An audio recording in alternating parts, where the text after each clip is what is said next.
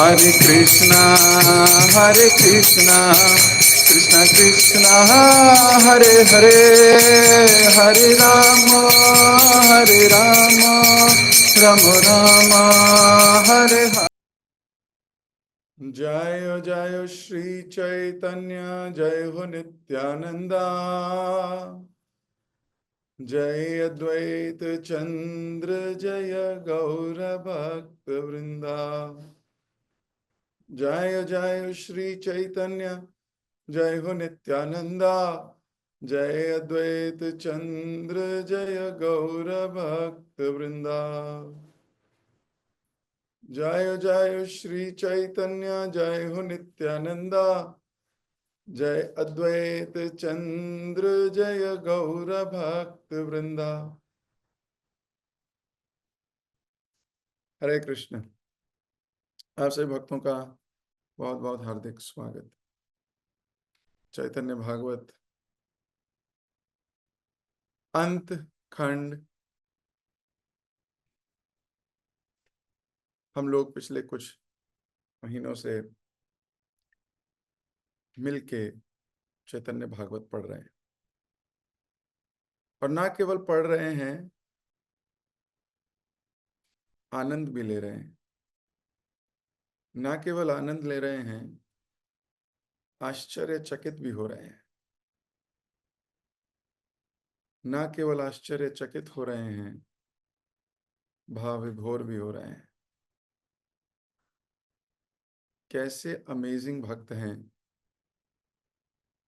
कैसा अद्भुत प्रेम है।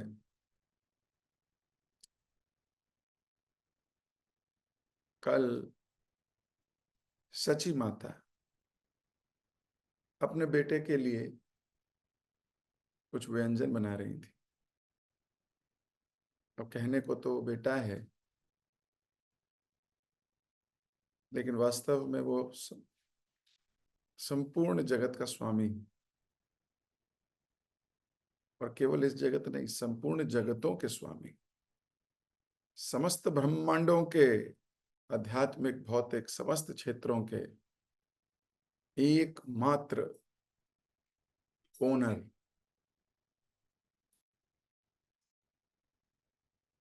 हम संसार में देखते हैं कि कोई छोटी सी कंपनी का मालिक हो, दुकान का ही मालिक हो,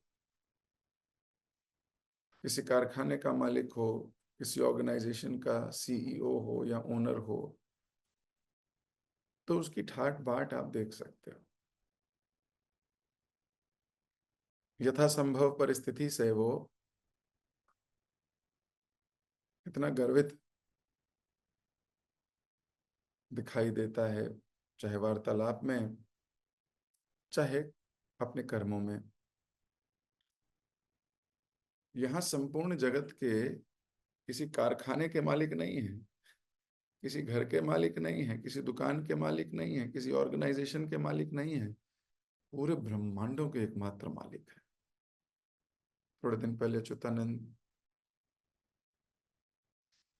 उस सन्यासी को और अपने पिता को कह रहे थे, चैतन्य महाप्रभु की नाभि से कमल निकला जिसमें से ब्रह्मा जी प्रकट हुए हैं। तो आप सोच सकते हो कि इनकी बात हो रही है। और फिर उनकी विनम्रता देखिए, संपूर्ण जगतों का स्वामी भक्तों की प्रसन्नता के लिए उनकी सेवा करते हैं। सची माता ने जो जो बनाया उसकी कैसे तारीफ कर रहे हैं। उनको खिलाने वाले कौन होंगे, सोचिए।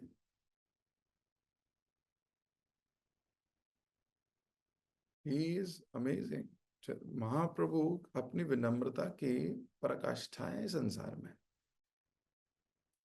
कैसे सेवा करने के लिए रेडी हैं, और लेश मात्र गर्व नहीं।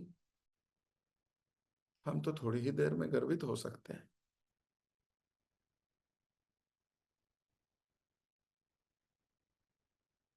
हम इसलिए आश्चर्यचकित हैं। महाप्रभु के आव भाव को देखकर भाव विभोर भी हैं। सची माता का तो कहना ही क्या, जगत जननी है।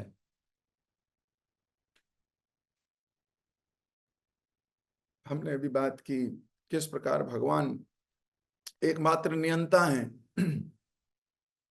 ये उन नियंता की मम्मी है।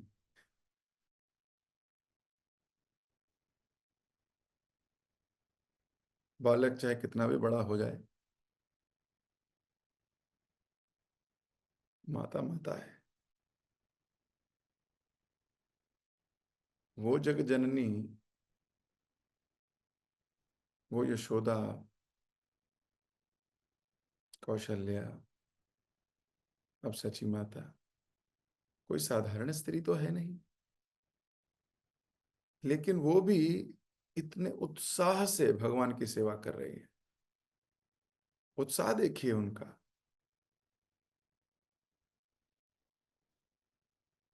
और लेखक लिख रहे थे, कल वृंदावन दास ठाकुर कह रहे थे, महाप्रभु को खाते देखना आंखों के लिए महोत्सव था। ये कितनी बड़ी बात है, आंखों के लिए महोत्सव, मतलब कैसे नाच रहे। महोत्सव में क्या क्या होता है? व्हाट इज महोत्सव? महा उत्सव। महा उत्सव, संधि विच्छेद करो महोत्सव को। महा उत्सव, महान उत्सव। अब उत्सव में क्या क्या होगा? उत्सव में होगा एक्साइटमेंट,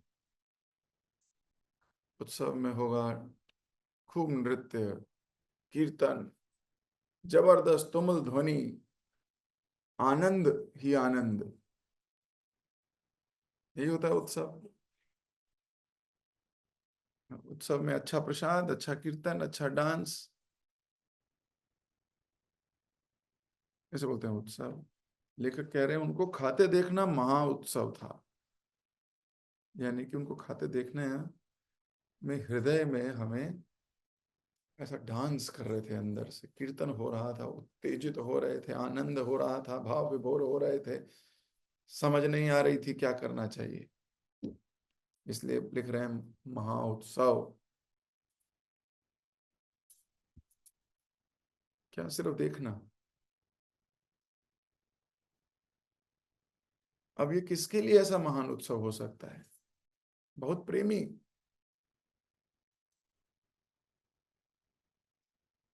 जो बहुत प्रेमी है उसके लिए कितना बड़ा उत्सव है ना ऐसा।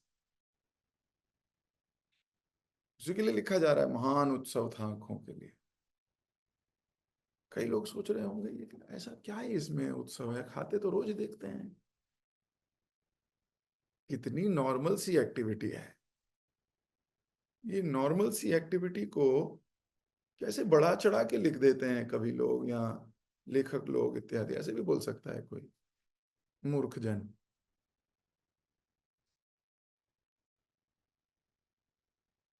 जब कोई प्रेम से देखता है, प्रेम से लिखता है, नॉर्मल लोगों को वो समझ नहीं आ सकता। ये तो उसी को समझ आ सकता है जिसने प्रेम किया है। और जब कोई नॉन प्रेमी ऐसा प्रेम व्यक्त होता हुआ देखता है तो समझ नहीं पाता, बिविल्डर हो जाता है, समझ नहीं पाता, ईर्ष्या डेवलप हो जाती है। वो देख नहीं पाता, समझ ही नहीं पाता, वो उस फ्रीक्वेंसी में ही नहीं है। 50,000 हर्ट्ज की फ्रीक्वेंसी है और उसकी बुद्धि 200 हर्ट्ज वाली है, क्या ही पकड़ेगा उस फ्रीक्वेंसी को।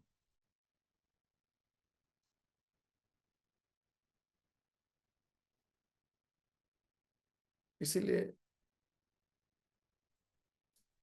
प्रेमांजना चुरित भक्ति विलोचने न,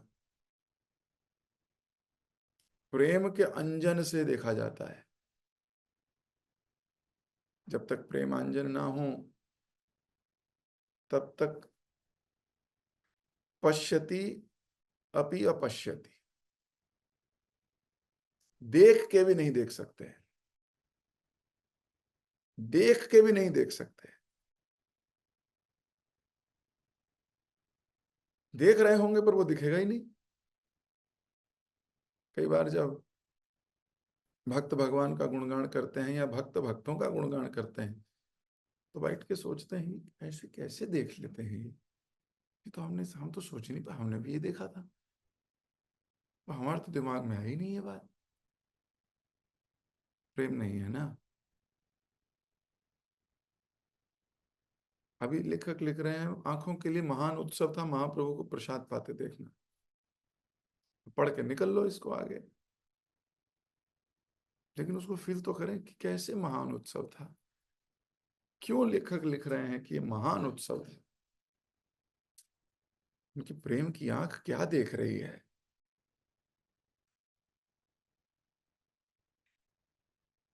जिनके लिए बनाया है उनको प्रेम से पाता देख कर तो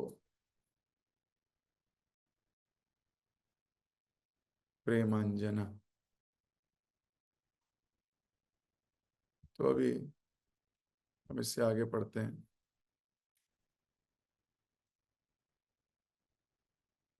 भोजन उपरांत महाप्रभु उठे और अपने हाथ मुंह धोए।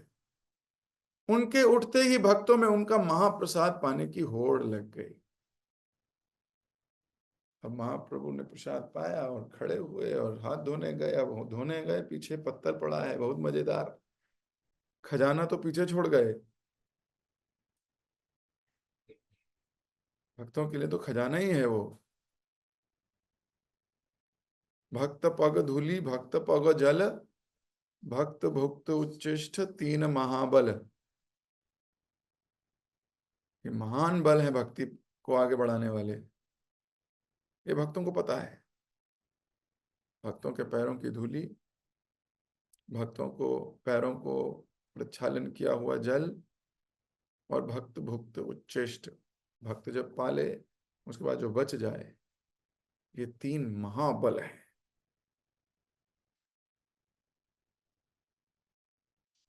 तो होड़ लग गई महाप्रभु का महाप्रसाद पाने के लिए। एक भक्त ने कहा, ब्राह्मण लोग ये उच्चिष्ट क्यों ले रहे हैं? मैं शूद्र हूं, इस पर केवल मेरा अधिकार है।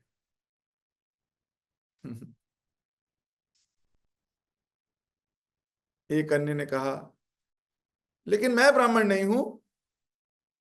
भीड़ में घुसकर अनेक भक्त महाप्रसाद की मुट्ठी भरकर भाग गए। एक ने कहा, मुझे महाप्रसाद नहीं चाहिए भाई, मुझे नहीं चाहिए, मुझे तो पत्तल दे दो। यह सुनकर दूसरे ने कहा, महाप्रभु की पत्तल फेंकने का काम मेरा है, परंतु अपना बल दिखाकर तुम मुझसे छीन लेना चाहते हो। इस प्रकार भक्तों ने हर युक्ति लगाकर महाप्रभु के कमल मुख से स्पर्श हुआ महाप्रसाद लेने का प्रयास किया।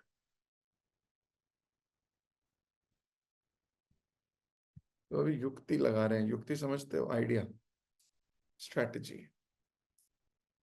When the goal is clear, when you have intent, when you have action, intent action, अगर ये दोनों एग्जिस्ट कर जाएं तो फिर आप पा ही लोगे मंजिल। वैसे कहा जाता है, intention, attention and then action.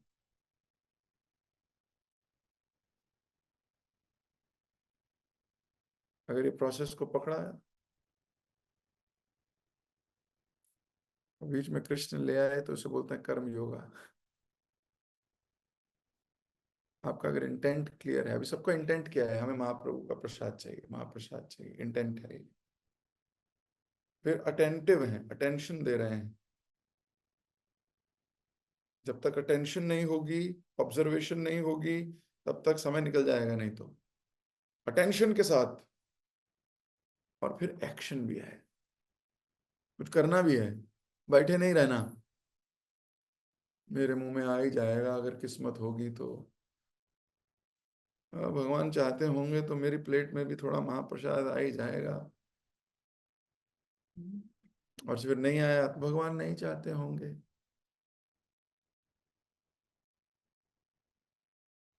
ये सब वो लोग हैं जिन्होंने गलत पढ़ी गलत ढंग से समझ ली स्पिरिचुअलिटी को। Spirituality demands lot of action, बहुत मेहनत।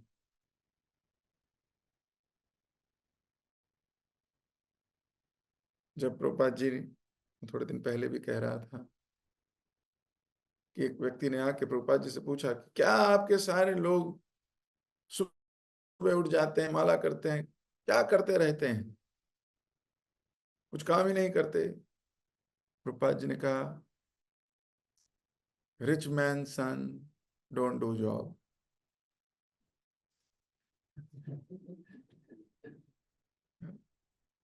अमीर पिता के बच्चों को नौकरी करने की जरूरत नहीं होती। वो आदमी चुप हो गया, तो भक्त खुश हो गए। वाह वाह वाह प्रभु जी, भक्तों को देख के बोला, पर वो नॉर्मल लोगों से डबल काम करते हैं, नौकरी नहीं करते, लेकिन नौकरी से डबल काम करते हैं। तो कहने का क्या अर्थ है? उस समय प्रभुपाद जी के साथ सारे सन्यासी ब्रह्मचारी थे।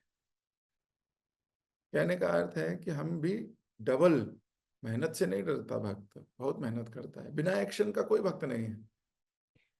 भगवान ने गीता में अर्जुन को बहुत डिटेल में समझाया है इस बारे में कि कुछ ना करना हो ही नहीं सकता, जीवात्मा कुछ ना करे, कुछ तो करना ही पड़ेगा।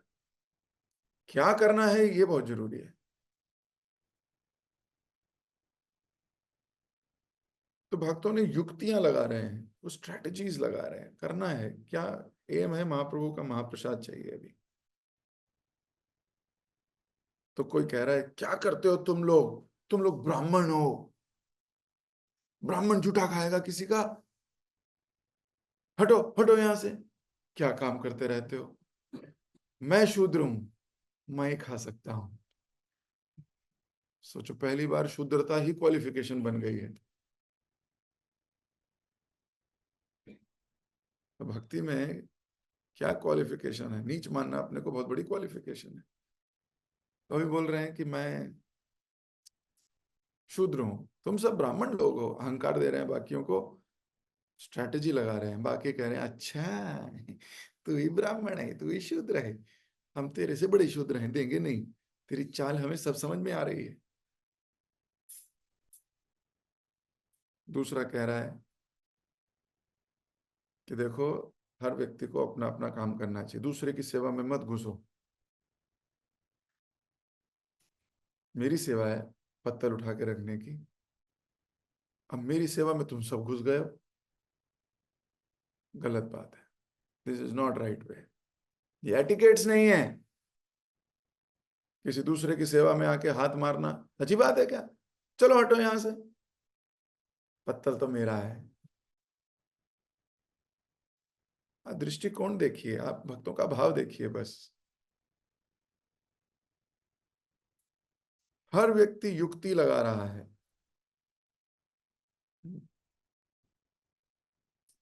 और कोई कह रहा है, इनको लड़ने दो, हाथ आया मुट्ठी भरी प्रसाद की और भग लिए। बोले तुम लोग लगाते रहो दिमाग। पत्तल मेरा है, मैं ब्राह्मण हूं, मेरी सेवा है, मेरा वो है, तुम लोग करते रहो जो करना है तुमको। हम तो घुसपैठी हैं, डाकू हैं, फल्ले से आएंगे, लूट पाट के ले जाएंगे। हम्म। एक कह रहे, देखो तुम किसके लिए लड़ रहे हो, देखो मुझे बताओ, अच्छा बताओ क्या बात हो गई। महाप्रसाद ना, अरे मैं महाप्रसाद के लिए आया ही नहीं हूँ, मैं नहीं आया महाप्रसाद, बांट लो बांट लो बांट लो। तो पत्तल मेरा है, मुझे नहीं चाहिए, मैं क्या करूंगा महाप्रसाद का, मेरी योग्यता ही नहीं है महाप्रसाद की। तो भक्त युक्ति लगा रहे थे। क्यों? क्योंकि उसने महाप्रभु का मुख स्पर्श किया है।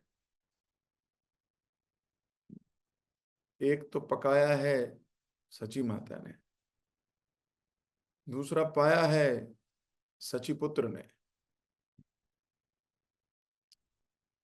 पाया है सचिनंदन ने। तो क्यों नहीं ये प्रसाद विशेष होगा? ये तो बहुत विशेष है। तो प्रश्न आता है कि क्या ऐसा करना चाहिए? इतना लोभ, मतलब क्या ही, ग्रीडी। मैंने ग्रीडी हिप्पो, मैंने बचपन में कहानी पढ़ी थी ग्रीडी हिप्पो की। तो इतना ग्रीडी बनना जरूरी है क्या, इतना लोभी? अरे भाई, मुट्ठी भर के ले जाने की क्या जरूरत थी, एक दाना ले जाता। पत्थर मांगने की क्या जरूरत है भाई? लोभी मत बनो इतना, लेकिन भक्ति में ये लोभ बड़ा जरूरी है। नॉर्मल संसार में जो ये गलत भावनाएं हैं, काम क्रोध लोभ मोह मद मत्सर्य, ये हमारे दुश्मन हैं, है ना, शत्रु हैं। काम क्रोध लोभ मोह मद मत्सर्य। फेसबुक, इंस्टाग्राम, ट्विटर, यूट्यूब, 10 हो गए अभी। पहले 6 हुआ करते थे। अब जब नई भागवतम आएगी उसमें 4 और लिखे होंगे। पुरानी लिखी है थोड़ी, तो इसलिए 6 ही आए हैं। अब ये 4 और आ जाएंगे, ये चारों विराजमान हैं एक ही असुर में, जिसको कहते हैं मोबाइल, है ना। ये असुर अधिपति है मोबाइल, असुरों का भी अधिपति है। मजे की बात है, हम दिल से लगा के घूमते हैं, पति भले पीछे रह जाए, मोबाइल मोबाइल हमारे साथ जाएगा। इतना प्रेम है इससे, मैंने देखा है वॉशरूम भी साथ जाता है।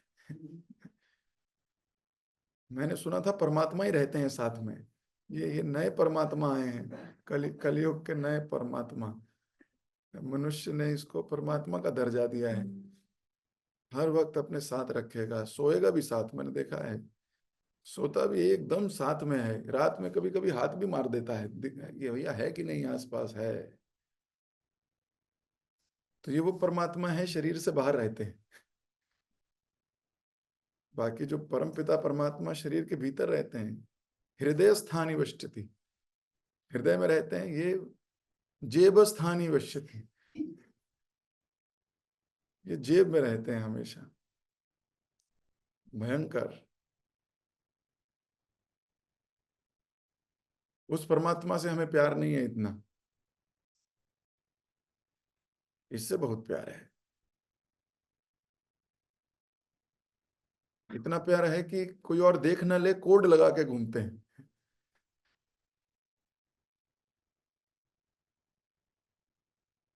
खैर किसी दिन इस दैत्य की चर्चा अलग से करेंगे। अभी तो भक्तों के लिए तो ये सेवक ही है। भक्तों के लिए तो भक्ति का मार्ग भी खोला है इसने, क्योंकि भक्तों को पता है कैसे हर गलत चीज को भगवान की सेवा में लगाना है। तो काम क्रोध लोभ मोह मद मत्सर्य और मोबाइल, इन सबको भक्तों ने सेवा में लगाया है। भक्त को बर्बाद करने आया था, भक्त ने इसी को बर्बाद कर दिया।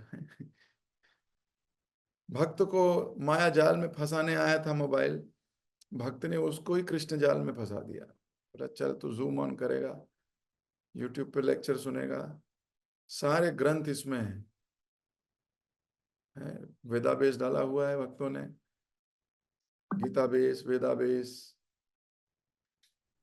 उसके बाद सारे भजन यही हैं। तो भक्त इसका इस्तेमाल करते हैं बड़े अच्छे तरीके से। इतना तो नॉर्मल लोग नहीं इस्तेमाल करते जितना भक्त करते हैं अच्छे तरीके, कहीं भी बैठ के भागवतम पढ़ने लगते हैं। तो भक्तों ने क्या किया है, इस दैत्य को भी सुधार दिया है, इस दैत्य को भी पवित्र कर दिया है।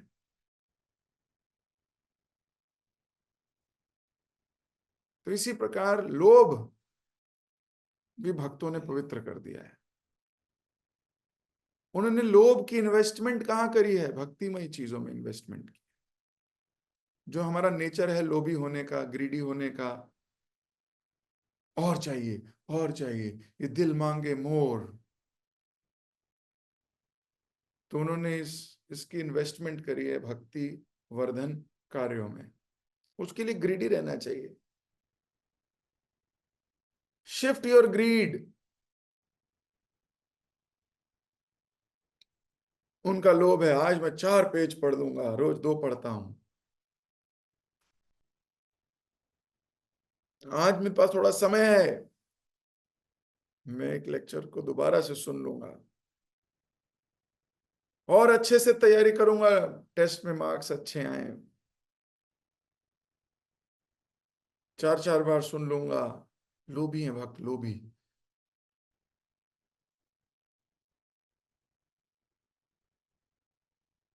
अब बीच में जितनी भी डिस्ट्रैक्शंस आए,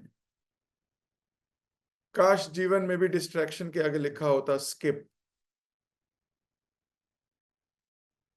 जैसे यूट्यूब पे वीडियो चलाओ तो उसमें फिर एडवर्टाइजमेंट आ जाती है, डिस्ट्रैक्शन, वो 5 सेकंड चलती है, फिर स्किप का बटन होता है ना, स्किप कर दो तो फिर दोबारा लेक्चर में वापस आ जाते हो। काश जिंदगी में भी ऐसा होता, वैसा होता नहीं। ऐसा होता है उन भक्तों के लिए जो ऐसा करना चाहते हैं। तो कई लोग तो एडवर्टाइजमेंट ही देखने लग जाते हैं, डिस्ट्रैक्ट हो जाते हैं। पर भक्त लोभी हैं, वो ये सारी डिस्ट्रैक्शन झेल जाएंगे,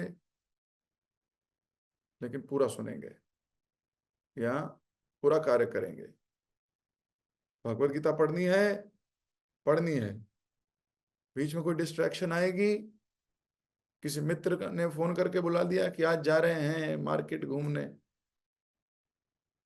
ये तो लोभी है, बोलता नहीं मेरा ना पैर में दर्द है, मेरी तबीयत ठीक नहीं है आज। कहने का अर्थ है ग्रीड बहुत जरूरी है, लौल्यम बहुत जरूरी है भक्ति में। तो भक्तों के पास ये कला है, वो हर एक अनर्थ को पॉजिटिव करके भक्ति में लगा सकते हैं। मैंने देखा है, महसूस किया है, भक्तों ने अपने आलस को भी भक्ति में लगाया है। आप पूछोगे प्रभु जी आलस, प्रभुपाद जी बोलते थे भक्ति is not for lazy and crazy. तो लेजी कैसे भक्त बन गए? लेजी भक्त नहीं बने, लेजी ने अपनी लेजीनेस को मटेरियल चीजों में लगा दिया है। जब कभी इंद्र तृप्ति की पुकार आती है, ये लेजी हो जाता है, कल करूंगा, आज नहीं, इज लेजी। शॉपिंग करने चले हैं, विंडो शॉपिंग, खरीदना कुछ नहीं है, अरे नहीं बहुत टाइम लगेगा, मेरे को आज थकान हो रही है।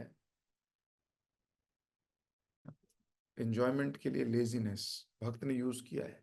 और वहीं कोई भक्ति का काम आए, फटाक से उठेगा, सारी लेजीनेस त्याग कर भागेगा, प्रॉब्लम है।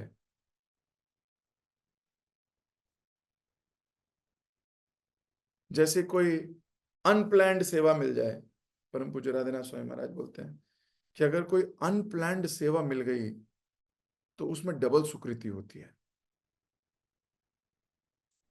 जो पहले से बताई हुई है सेवा आपको वो कर रहे हो, सुकृतियां मिलेंगी, बहुत अच्छा फल मिलेगा, अच्छा है। लेकिन अगर अनप्लैंड मिल गई आपको, यथा क्षण, एकदम से तत्क्षण किसी ने बोल दिया प्रभु जी आप ये कर सकते हो, अभी चाहिए, और आप बोलो क्या प्रभु जी आप प्लानिंग नहीं कर रहे, आपने ये क्या किया, पहले पता होना चाहिए ये, आप ये मान के चलिए उस सेवा में डबल मिलेगा आपको, यानी कि डबल स्पीड से कृष्ण प्रेम बढ़ जाएगा। तुरंत उसको स्वीकार करना चाहिए, तुरंत। अगर आप लोभी हैं तभी कर पाएंगे। अगर आपको भक्ति वर्धन कार्य या भक्ति वर्धन चाहिए, भक्ति में आपको बढ़ना है, तो आप ऐसे कार्यों को तुरंत स्वीकार करोगे, मैनेज करोगे। इसका मतलब ये नहीं कि पहले वाला बिगाड़ दोगे, वो भी करना है। पता लगे आज से सब प्लानिंग बंद करके बोले यही यही काम करेंगे हम, that is foolishness. We should plan very nicely, but then even after planning कभी कभी ऐसी सेवाएं आ जाती हैं जो तत्क्षण हो, उसको स्वीकार कर लेना तुरंत, तो आपको डबल स्पीड से भक्ति बढ़ेगी आपकी.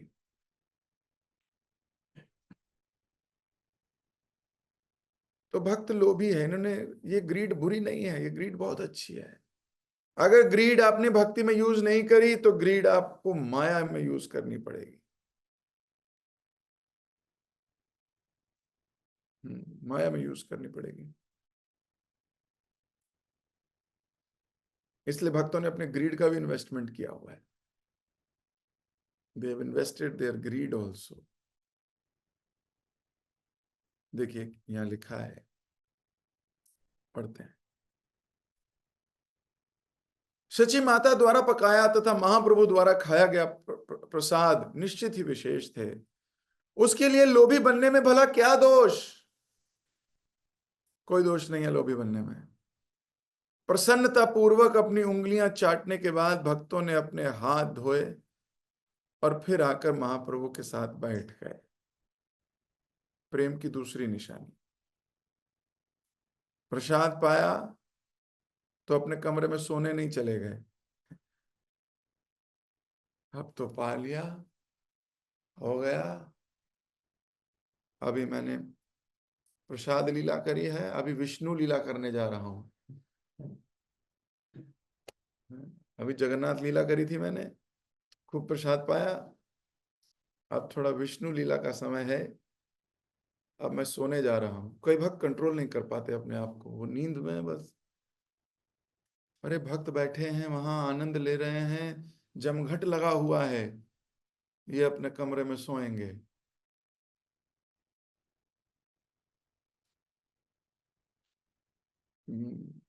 ग्रीडी लोग ऐसा नहीं कर सकते. वो क्या करते हैं, वो कहते हैं my god, I will not waste a single minute. फिर आके महाप्रभु के साथ बैठ गए. फिर कुछ प्रश्न होंगे, फिर कुछ बातें होंगी.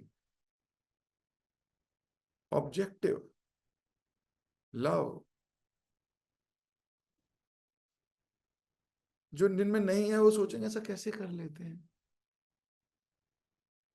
और जब आप में आ जाएगा तो आप भी ऐसा ही कर रहे होगे. ये स्वभाव है. मच्चता मद्गता प्राणा बोधयन्ति परस्परम कथयन्ति च माम नित्यम तुष्यन्ति च रमन्ति च. उनको आनंद ही इसमें आता है. उनको तो बस बैठा लो और भगवान की चर्चा कराओ.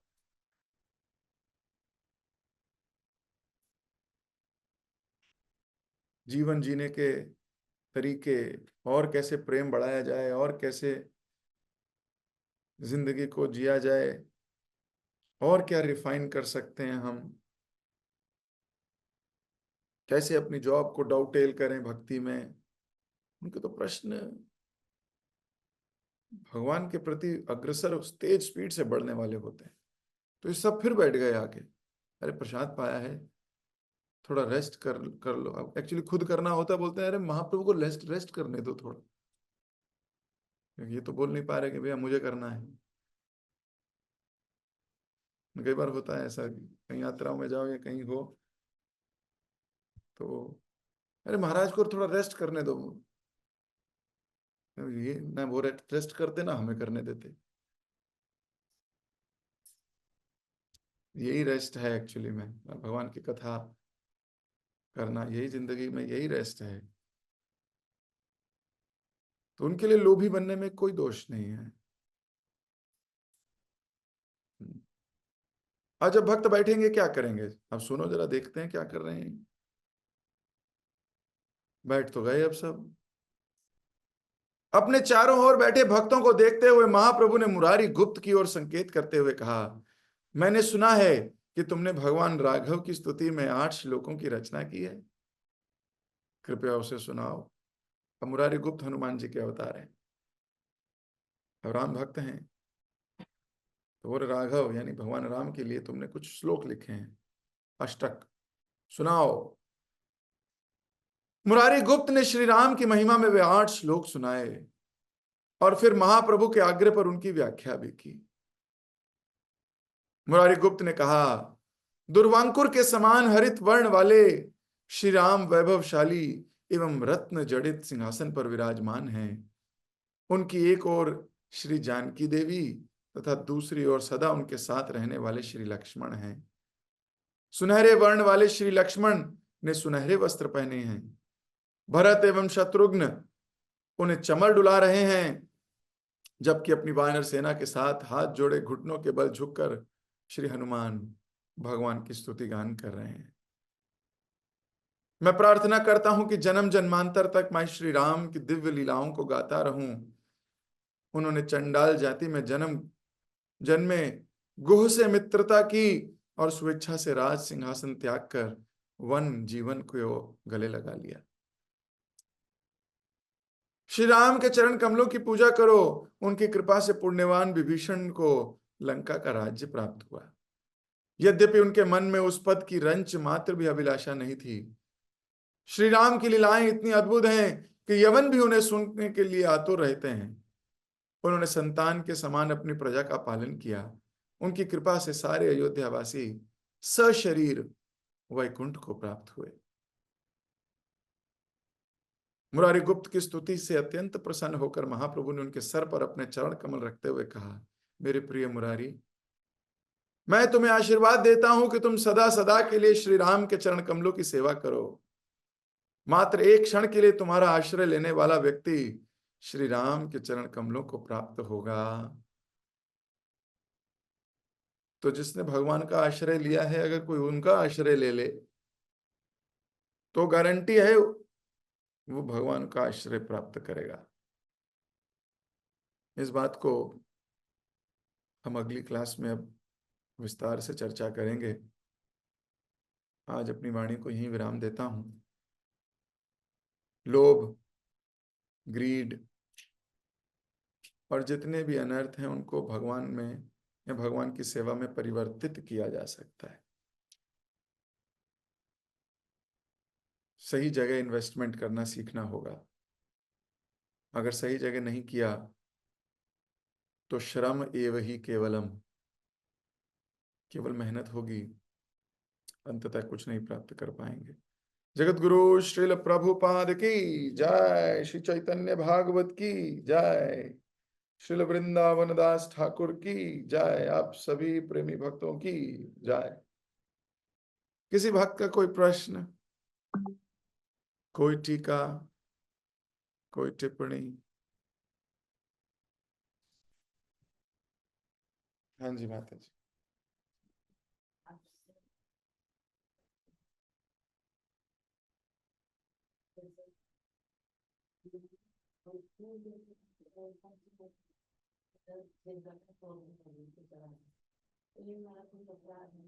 बहुत अच्छी बात है। माता जी कह रही है, जब मैं कोई फूल देखती हूँ तो मेरा मन करता है मैं उसको तोड़ के भगवान को चढ़ा दूं। तो क्या ये कोई अपराध है? ऐसा बोल रही है। बिल्कुल अपराध नहीं है। इनफैक्ट यही कॉन्शियसनेस तो हमें चाहिए। हर वस्तु को देखो, बोलो ये भगवान के पास अच्छी लगेगी। रावण की बुद्धि क्या है? वो अच्छी चीज देखता है, सोचता है मेरे पास अच्छी लगेगी। वेदवती को देखा, बोला मेरे पास अच्छी लगेगी। सीता को देखा, बोला मेरे पास अच्छी लगेगी। पुष्पक विमान को देखा कुबेर के पास, बोला मेरे पास अच्छी लगेगी। लंका को देखा शिव जी के पास, बोला मेरे पास अच्छी लगेगी। मेरे पास, मेरे पास, मेरे पास, मेरे पास, मेरे पास, मेरे पास। ये रावण की बुद्धि है। अगर हम भी यही सोचते हैं हर वस्तु को देख के, ये तो मेरे पे साड़ी अच्छी लगेगी, ये मेरे पे सूट अच्छा लगेगा, ये जीन्स तो मेरे पे अच्छी लगेगी, ये कुर्ता मेरे पे अच्छा लगेगा, ये सोने की चेन मेरे पे अच्छी लगेगी, तो हम अपने भीतर के रावण को बढ़ावा दे रहे हैं। और अगर हम सोचते हैं कि भगवान की सेवा में लगेगी तो कितनी अच्छी लगेगी, ये तो भक्तों के साथ कितनी अच्छी लगेगी, इत्यादि इत्यादि इत्यादि। जहां भगवान से संबंधित आप हो गए, इसका मतलब आपकी कॉन्शियसनेस में परिवर्तन आ रहा है। ये भक्त की कॉन्शियसनेस है, हनुमान की कॉन्शियसनेस है। वो सीता को दोबारा राम से मिलाने का कार्य करता है। भक्तों का काम है, भक्तों को, संसारी जीवों को देखो तो भी यही भाव होना चाहिए। ये संसारी जीव अपनी अपनी सेवा में लगे हैं, इनको भगवान की सेवा में कैसे लगाया जाए, यही भक्त का दृष्टिकोण है। यही भक्त का दृष्टिकोण है, हर चीज भगवान की सेवा में लगाने का प्रयास करो। एक बार प्रभुपाद जी के पास एक भक्त भागा हुआ आया, बोले प्रभुपाद जी कुछ हिप्पीज हमारे को एक ट्रक भर के केले देना चाहते हैं। प्रभुपाद जी ने बोला केले देना चाहते हैं? बोले हाँ, जगन्नाथ जी के लिए एक ट्रक भर के केले। बोले क्यों? बोले हिप्पीज हैं, इन्होंने नया नशा निकाला है। ये नशा केले के छिलके पे रख के नीचे आग लगा के ऐसे करके सूंघा जाता है। तो इन्होंने सोचा कि छिलके केले के चाहिए, तो एक ट्रक केले खरीद लिए हैं। अब इन्हें केले का अंदर का माल नहीं चाहिए, इन्हें सिर्फ छिलके चाहिए। तो ये कह रहे हैं कि हम केले जगन्नाथ जी को देना चाहते हैं, पर शर्त है छिलके हमें वापस कर देना। तो क्या हमें लेने चाहिए? प्रभुपाद जी ने पूछा प्रश्न क्यों है, क्यों नहीं लेने चाहिए? बोले हमारे कारण वो चरस गांजा पियेंगे उस पे, ये सोच रहा हूं। प्रभुपाद जी ने कहा हमारे कारण वो कुछ जगन्नाथ जी को दे जाएंगे, ये क्यों नहीं सोच रहे? अगर तुम नहीं लोगे तो वो वैसे भी करेंगे, वो वैसे भी केले फेंक देंगे और छिलकों पे चरस आदि खाएंगे पिएंगे, जो भी करना है उनको। इसी बहाने वो जगन्नाथ जी को कुछ दे जाएंगे, जिससे उनकी स्वीकृति मिलेगी उनको। तुरंत उनको बोलो हम आपके केले स्वीकार करते हैं, एक भी छिलका इधर उधर नहीं करेंगे, सारे छिलके वापस कर देंगे आप। भक्त का भाव क्या होता है? हर चीज कृष्ण की सेवा में लगाई जाए। तो अगर आपका भाव ये आता है, क्योंकि माता जी माला बनाती हैं भगवान के लिए, इसलिए ये फूल देखते ही इनको लगता है माला बना दूं भगवान के लिए, अच्छी बात है, यही कॉन्शियसनेस हमारी होनी चाहिए। ठीक है। हरे कृष्ण। यस सचिदुलाल।